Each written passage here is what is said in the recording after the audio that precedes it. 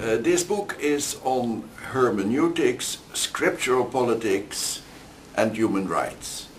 It is the consequence of a conference that is typical for the period in which we live since 9 September 2001, in which there was a scripturally driven jihadism.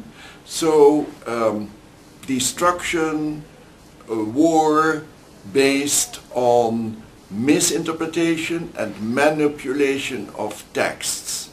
Actually, texts can never speak for themselves. They emerge from a context and they speak within a context. We have brought together scholars from diverse disciplines, theology, philosophy, law, political science, political economy, and diverse religious backgrounds. Muslim, Shia and Sunni, Christian, Protestant and Catholic, and Jewish. The first part of the book is on hermeneutics, communities of readers and context, and includes a chapter on verbalism as a way of interpreting the American Constitution, as if the texts of the Founding Fathers could speak immediately as they spoke then. In the second part, we deal with concrete issues where there is friction between human rights and interpretation of Scripture.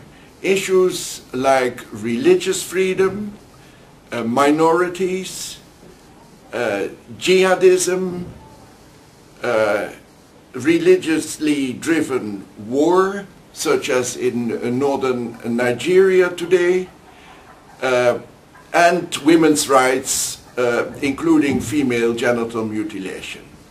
To mention just one example, the latter, Aissatou Touré, one of the authors living in Gambia, explains that the interpretation that is usually given in the mosque in Banjul on female genital mutilation, as if it were part of Muslim hadith, is untrue, rests on a false interpretation of texts. So this is an important work that brings together hermeneutics, the theory of interpretation of texts, and the study of human rights and causes of major violations.